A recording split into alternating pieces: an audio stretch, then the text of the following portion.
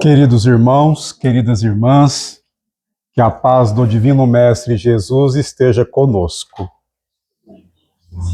Quero convidá-los e convidá-las para que nós possamos fazer algumas reflexões a respeito da lei dos destinos.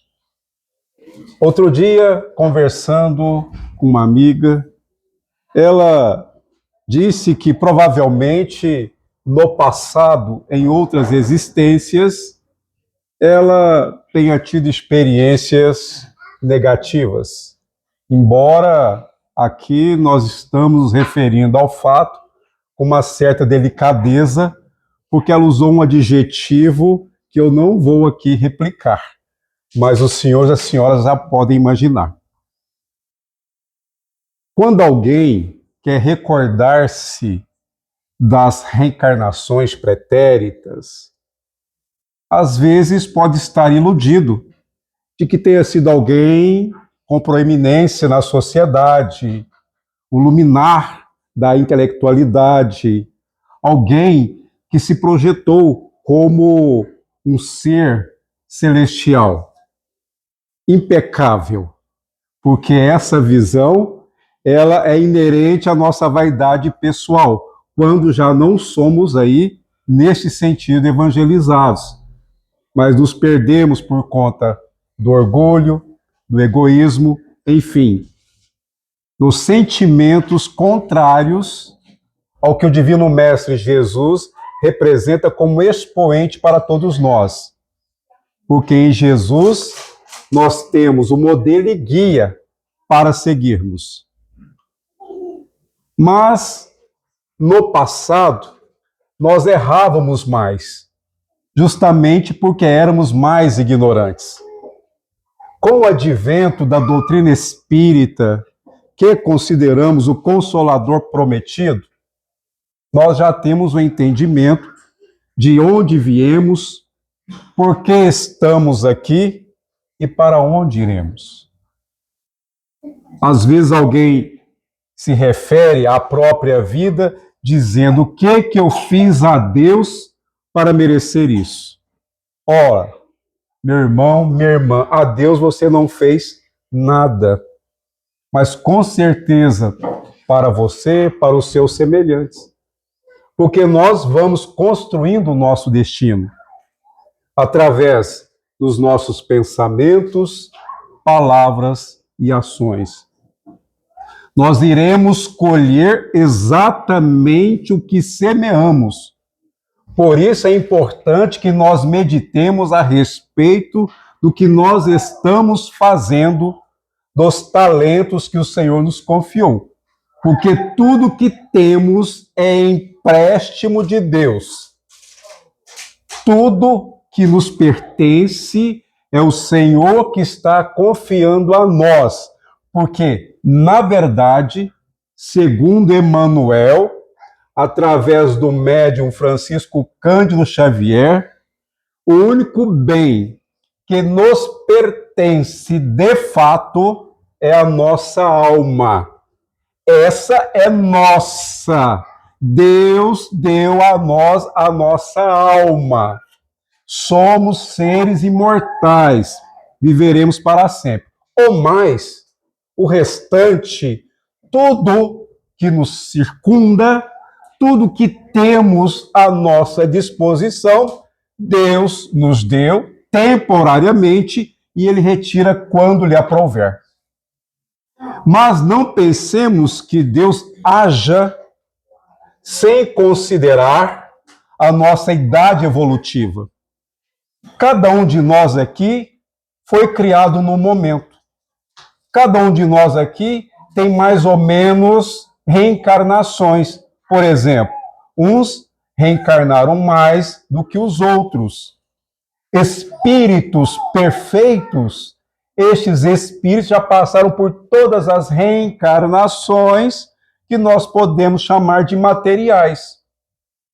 Não tem nada que nós falamos para um espírito superior, que podemos chamar de anjo, que ele já não saiba. Ou alguém que acha que Jesus se surpreende com aquilo que acontece conosco? É óbvio que não. Ele é um ser perfeito. Ele tem a visão do infinito. Mas nós, por conta da miopia, em virtude das sombras que trazemos em nós, não conseguimos ver muito além. Por isso que ele, o amado Mestre Jesus, nos trouxe da parte de Deus o código divino do universo, que é o Evangelho. Quando nós falamos que depende de nós o nosso destino, nós não nos recordamos dos compromissos que nós assumimos no plano espiritual antes da nossa reencarnação. Então vejamos. Uma pessoa apresenta-se saudável até certa idade. Digamos, um fato verídico, não vou citar os nomes nem os locais. A pessoa estava com 62 anos de idade. Começou a apresentar-se com uma dificuldade na fala. Fez diversos exames, os mais sofisticados à época, e detectou-se uma doença degenerativa. Conclusão da história: este homem, uma pessoa muito inteligente, trabalhadora, de tal forma a enfermidade foi se agravando que ficou 11 anos numa cama, movendo apenas os olhos. Olhava para uma tela de computador e, através do seu olhar, ia construindo as palavras e frases. E até então era uma pessoa fisicamente e mentalmente saudável. E aí nós nos perguntamos por quê? Porque alguém fica num estado comatoso, dormindo por décadas. Então nós não sabemos como ainda pessoas muito inteligentes, laboriosas, hoje estão sofrendo de Alzheimer. Por sinal, muitos com títulos acadêmicos, honoríficos, doutores, pós-doutores, trazendo a mente comprometida por conta de uma patologia que até então não se descobriu a cura. Por que que reencarnam crianças que já trazem patologias como, por exemplo, cirrose hepática, problemas de visão? Como tive a oportunidade de conhecer uma criança cega, surda, muda e paralítica. O que esse espírito fez? Por que que reencarnam crianças trazendo essas marcas em seus corpos? Essas e outras perguntas nós as formulamos e temos as respostas na doutrina espírita, não de um caso específico, mas como funcionam as leis de Deus, que são leis perfeitas.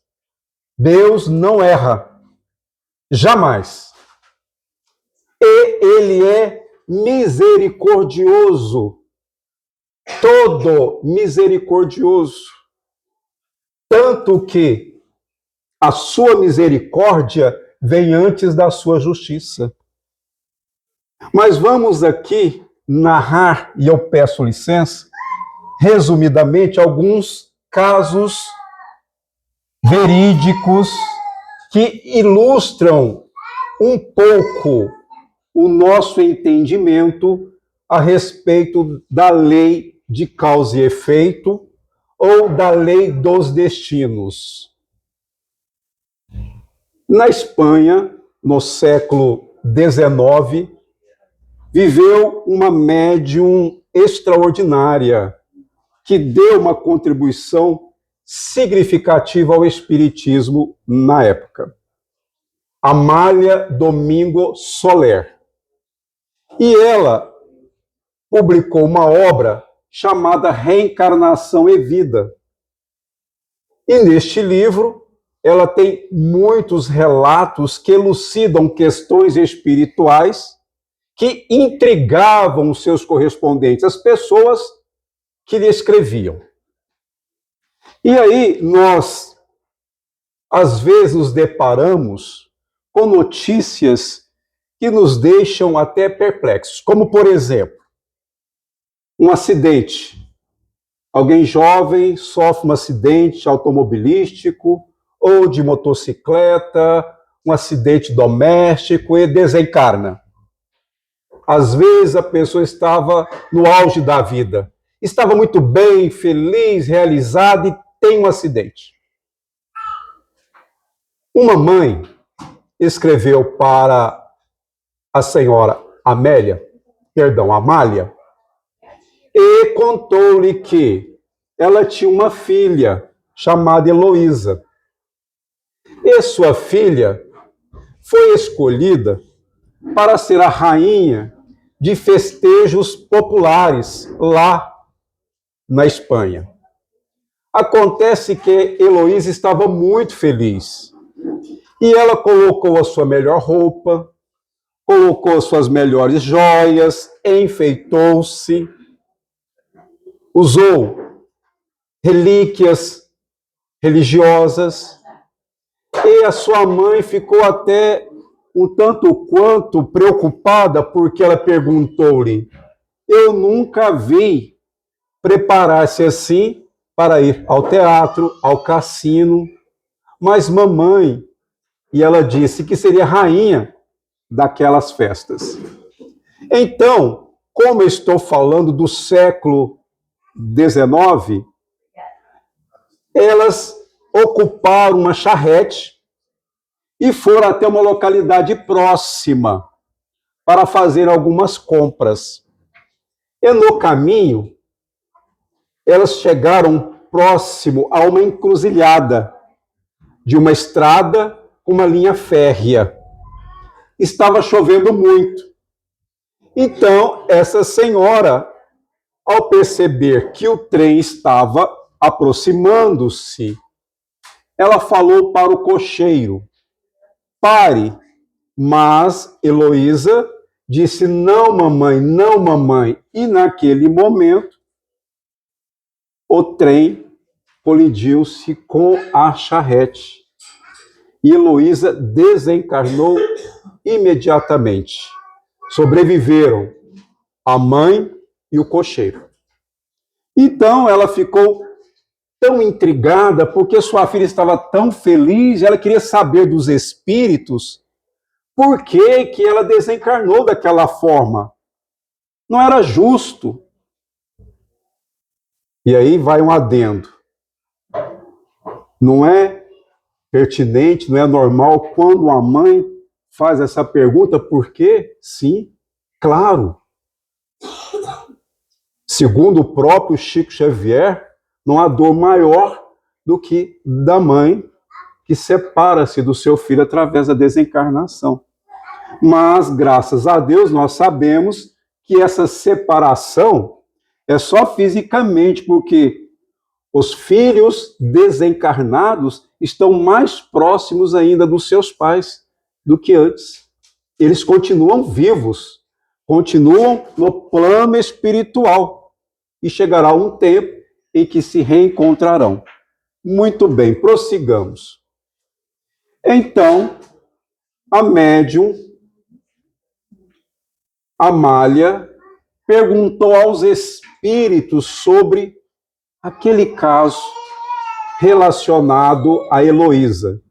Então, um dos espíritos com os quais ela trabalhava relatou que, e aí vai algo interessante e curioso, nós podemos reencarnar tanto quanto homens ou mulheres.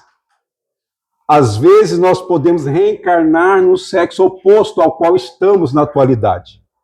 E no caso de Heloísa, em uma das suas existências, foi um homem, um militar. E, por sinal, um homem muito atraente, muito bonito, muito formoso. Ele era tão interessante aos olhares femininos que bastava ele olhar que as mulheres se encantavam por ele. Era um sedutor, incorrigível. Acontece que, como ele era um comandante militar, certa feita, ele estava numa cidade que foi sitiada pelos inimigos. Então os inimigos cercaram a cidade e ele, com os seus soldados, não podiam sair. Para aproveitar o seu tempo ocioso, o que ele fez? Ele seduziu uma jovem de uma família abastada, de uma família rica. E aí aconteceu que, por mais que ela estivesse apaixonada por ele, aqueles inimigos que estavam sitiando a cidade receberam a ordem de uma trégua, ou seja, parar com a guerra. E eles foram embora. Este militar galanteador aproveitou a oportunidade e disse para aquela mulher que se apaixonara por ele que ele tem boas lembranças dela, mas ele até dispensou um tempo a ela que nunca havia dispensado a outras, mas que era uma ave sem pouso e queria ir embora. E disse adeus. Ela não disse nada, ela não falou nada. Ela foi embora para casa, vestiu a sua melhor roupa, colocou as suas melhores joias, foi até a praça pública, subiu na torre de uma igreja e esperou os soldados. Quando eles foram se aproximando, ela projetou-se do alto da torre, caindo aos pés daquele que ela amava, já sem vida. Ele assustou-se, desesperou-se e saiu cavalgando. Naquele momento, o espírito daquela jovem o enlaçou.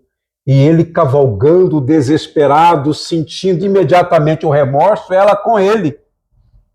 Subia montanhas, descia colinas, abismos, e ela abraçada a ele. Até que foi tanta a culpa que ele sentia por aquela que se matara, pelo desprezo que recebera dele, ele deixou-se matar pelos inimigos. Desencarnado, deparou-se com aquela jovem e ela falou para ele que, quando estava no mundo, amou o seu corpo e agora amava a sua alma. E que estaria sempre com ele, na dor, na alegria, na aflição, enfim. Jamais se separaria dele. E gostaria que ele fosse seu filho espiritual. Porque assim jamais se separariam. Então, meus irmãos e minhas irmãs, para que ele, que infelicitou tantos lares, ele que fez com que as mulheres honradas e virtuosas desistissem dos seus deveres, adquiriu dívidas perante as leis divinas. Então, ele precisará de várias existências, de várias reencarnações, para resgatar os seus débitos. E aí, alguém pode estar se perguntando, mas todas as existências dele vão ser expiatórias, ou seja, ele vai ficar sofrendo as consequências. Vejamos, ele poderá ter entre essas existências, onde ele vai ter que resgatar os seus débitos, algumas experiências mais felizes, como que um repouso depois de um dia de muito trabalho, mas vai ter que retomar o caminho e resgatar os seus débitos. Então vejamos, meus irmãos e minhas irmãs, que às vezes existem acontecimentos em nossa vida atual, em nossa existência, em nossa encarnação, que são reflexos do passado. Então, vamos entender que alguém, e aí está lá no livro Ação e Reação, que o Espírito André Luiz nos trouxe através do médium Chico Xavier. Numa existência anterior, aos 40 anos de idade, tirou a própria vida. Então, essa pessoa vai sofrer as consequências do plano espiritual, depois vai reencarnar. Acontece que essa pessoa reencarnada, quando ela fizer 40 anos de idade, ela vai sentir-se fragilizada. Ela vai sentir-se tentada a desistir da vida naqueles momentos mais difíceis. Então ela vai sofrer a tentação de se matar, de desistir da vida. Só que isso está lá no inconsciente. Ela não se recorda que tirou a vida no passado. Mas quando fizer os 40 anos na vida posterior, ela vai ter aquela tentação de acabar com a própria existência. Vejamos que as reencarnações, elas são solidárias. As reencarnações, elas têm os seus vínculos. Mas avancemos em mais alguns quadros para que nós possamos ampliar a nossa compreensão a respeito da lei dos destinos. Mendigos profissionais. O que são mendigos profissionais? Mendigos profissionais são aqueles que fazem da mendicância uma profissão. E lá, na Espanha, 2 mendigos foram recolhidos e levados para uma instituição que os abrigava. E o interessante é que eles tinham uma pequena fortuna guardada. Ou seja, eles pediam esmola, mas tinham recursos guardados, escondidos. Então, o tormento desses 2 mendigos era pedir, continuar na condição de necessitados, mas guardando recursos amoedados. Então, esse fato foi tão intrigante e interessante que quem relatou queria saber dos espíritos por quê. Então, os espíritos, oportunamente, aqui vai também uma explicação muito interessante, é que, segundo Chico Xavier, o telefone não toca daqui para lá, mas sim de lá para cá. Ou seja, eu quero uma mensagem dos espíritos, não é assim que acontece. Tem pessoas que esperam mensagens dos familiares desencarnados a vida inteira e não recebem essas mensagens, mas às vezes estão reencontrando com esses familiares através do sono. A vida toda, só que não se recorda. Mas, como eu disse, não há separação de fato. Há um intervalo, uma certa distância, e dependendo do caso, esses desencarnados e encarnados permanecem ali próximos por um tempo considerável. Então, um espírito contou o seguinte: o mendigo, o homem, que foram recolhidos, um homem e uma mulher, eles não se conheciam. O homem, em uma de suas existências, foi um chefe religioso. E é importante que nós ressaltemos que em todas as religiões existem pessoas de bom caráter, mas existem pessoas que também não honram os seus compromissos religiosos. Este é um caso. Este homem era chefe de uma comunidade religiosa.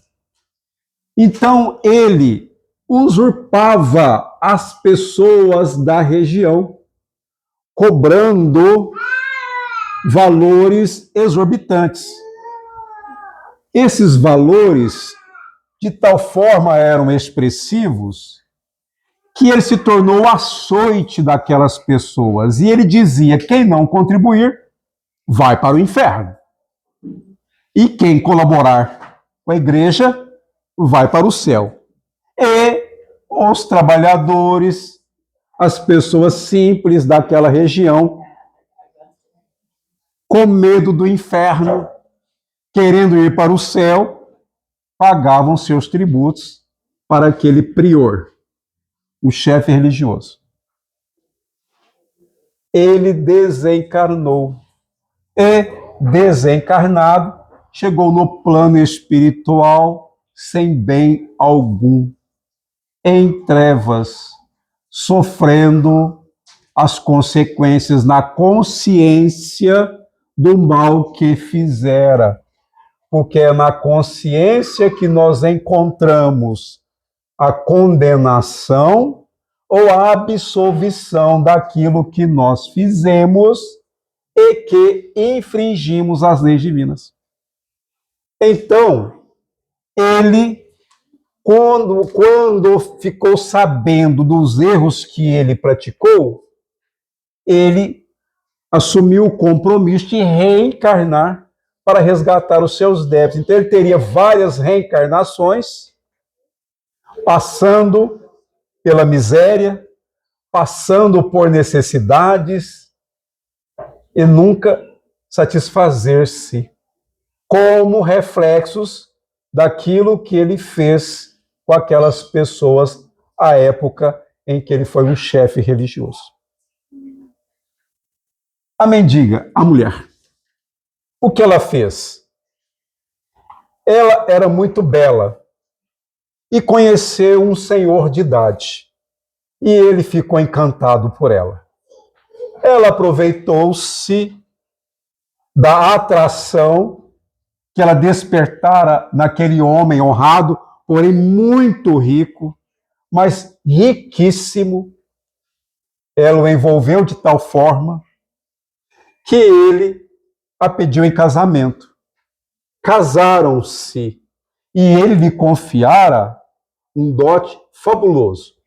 Mas ela não ficou satisfeita com aquela fortuna que ele lhe confiara. Ela queria mais. Então, o que ela fez? Contratou um médico pobre e inescrupuloso, um médico de mau caráter, que passou a administrar um medicamento tóxico, uma substância tóxica, para que aquele senhor fosse tendo as suas forças minadas e desencarnar. Ele foi ficando doente e ela o levou para um hotel em outra cidade e o abandonou lá com alguns recursos, e ela voltou para onde eles moravam. Ela abandonou o esposo e ele foi recolhido a um asilo. Acontece que os familiares do seu esposo descobriram a trama e tomaram dela tudo aquilo que ela se apossara indebitamente do seu marido desvalido. Então, no plano espiritual, ela entendeu a extensão dos seus erros e teria que reencarnar, sempre necessitada de dinheiro, de poder, enfim, daquilo que satisfazia aos seus interesses mais profundos. Essa frustração de não ter, de ter e não ter, servia para que ela fosse pacificando a sua consciência. Vai chegar o fim? Sim, tanto para ela quanto para aquele outro que também estava fazendo da mendicância uma profissão. Vejamos, meus irmãos e minhas irmãs, que nós encontramos, conforme consta no Evangelho segundo o Espiritismo, causas atuais das aflições e causas anteriores às aflições. Há poucos dias alguém disse-me, eu não sei do meu futuro, eu não sei o dia de amanhã. E eu falei, mas eu também não. Quem é que sabe o que está reservado para ele e para ela no próximo dia? Nós não sabemos. Nós não sabemos o que nos aguarda. Porque nós iremos sofrer os efeitos de tudo aquilo que nós já fizemos. Precisamos tomar muito cuidado com o que nós pensamos, com o que nós falamos, com o que nós fazemos, porque vão vir os resultados. Um outro exemplo. Quem gosta de ficar observando os defeitos dos outros, cuidado. Vai se apresentar da mesma forma. Não vai demorar muito tempo. Então, quem gosta de ficar apontando o dedo para os outros, mas a fulana fala demais, mas o Beltrano é desonesto, mas o cicrano é isso, é aquilo. A pessoa que fica detendo-se nas imperfeições das outras, ela vai internalizando. Ou seja, ela vai aprendendo a ser daquela forma. Então, se nós achamos que todo mundo é desonesto, em breve a sua desonestidade estará estampada na sua face e todo mundo vai falar, ih, ó, o desonesto aí, ó, a desonesta aí. Olha lá o fofoqueiro, olha lá a fofoqueira. Olha que interessante. Se alguém duvida, eu sugiro não fazer o teste. Não façam o teste, porque eu já pude confirmar isso com outras pessoas que eu adverti, não fale isso, não faça aquilo. A pessoa fez e aconteceu, falando, nossa, eu estou igualzinho a fulano. Eu falei, eu não disse? O pior é quando falar assim, eu não te avisei? Falta de humildade, não vamos fazer isso. Mas eu estou avisando. E para mim, primeiro, porque o primeiro a ouvir o que eu estou falando sou eu. Então, se alguém acha que aquilo que está fazendo não temos testemunhas, achamos que estamos fazendo as coisas às escondidas, engano. Como dizia o apóstolo Paulo, estamos cercados por uma nuvem de testemunhas. Mais uma história para finalizar. E aqui, evidentemente, nesse estudo singelo, são apenas algumas sugestões de estudos para que nós possamos pensar um pouco mais a respeito dos nossos destinos. No porto, o navio estava descarregando trigo. Então, eles derramavam o trigo a granel num depósito que era cercado pelas sacarias.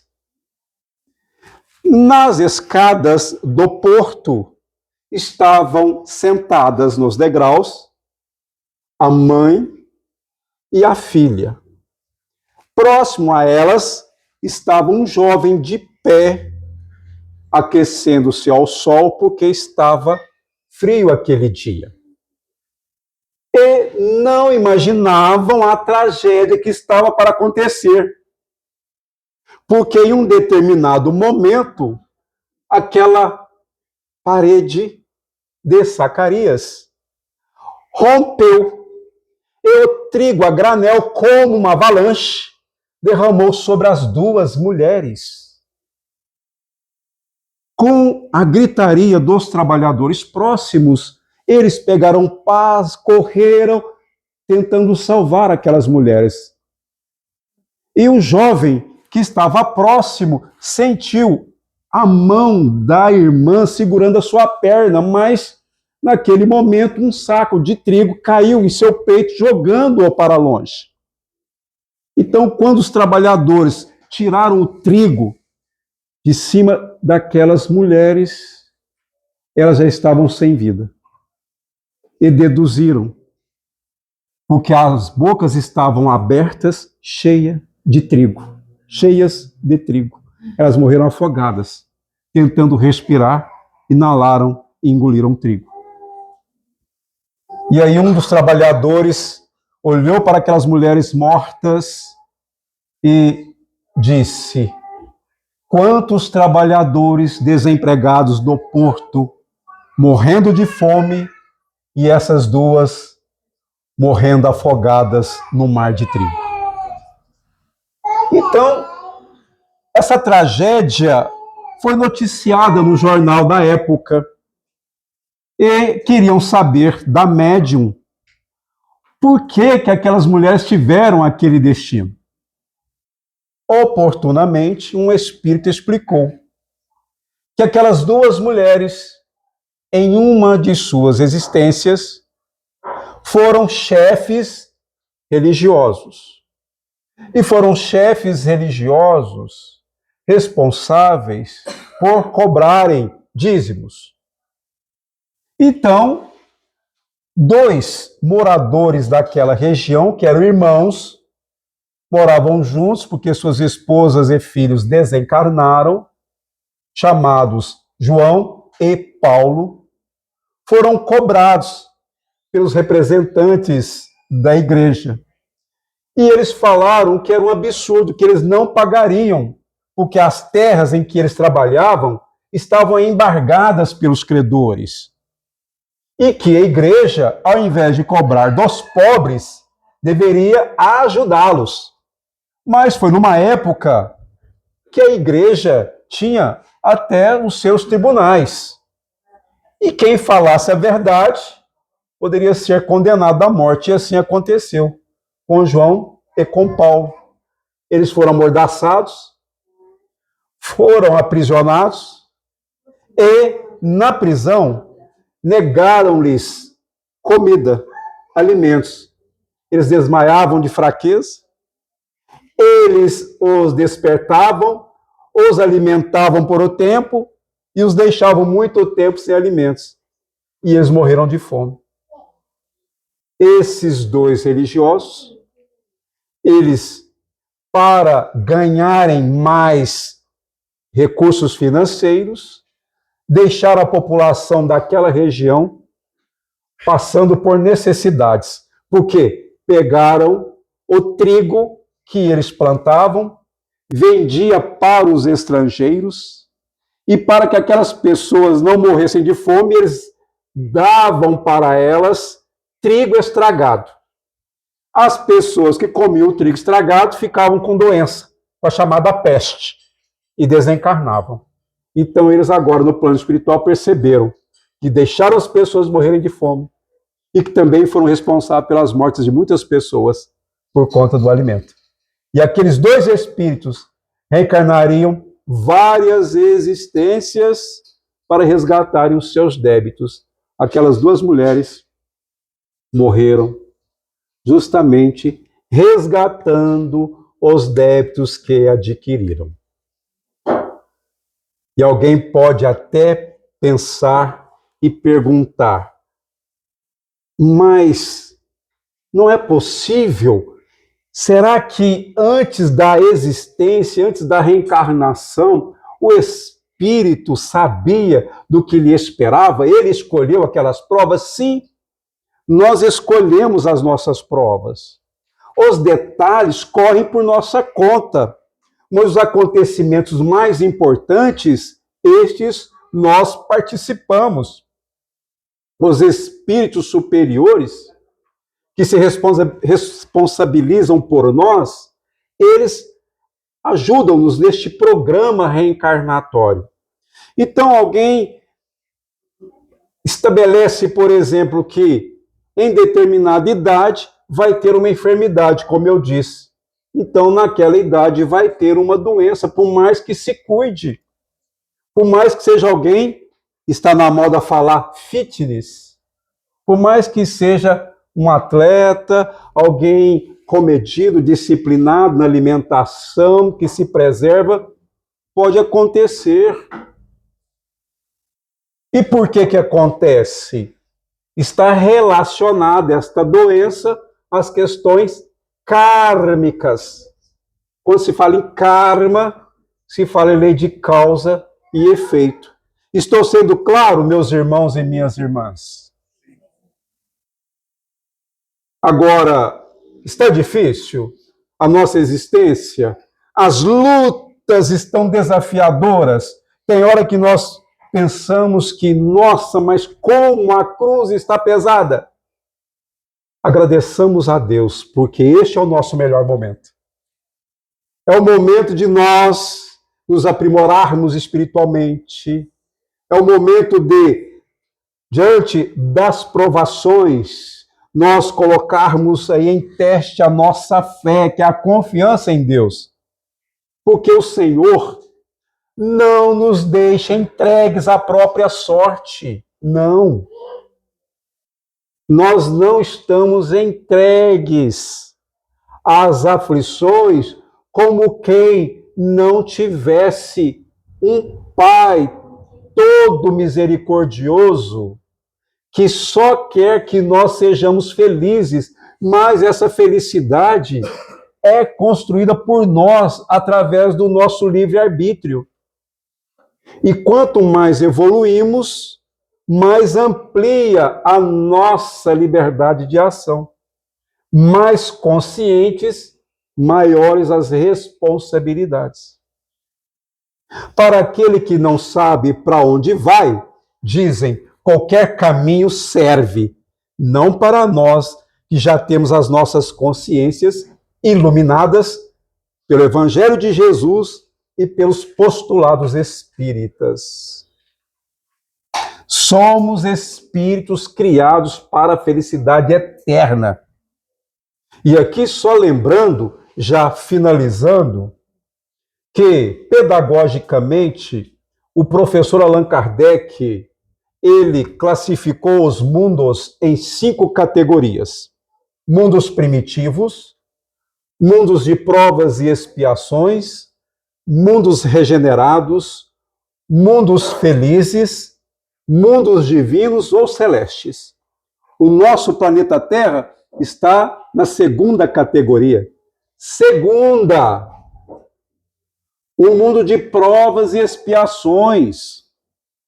Nós ainda temos uma caminhada longa. A natureza não dá saltos. A nossa evolução é lenta.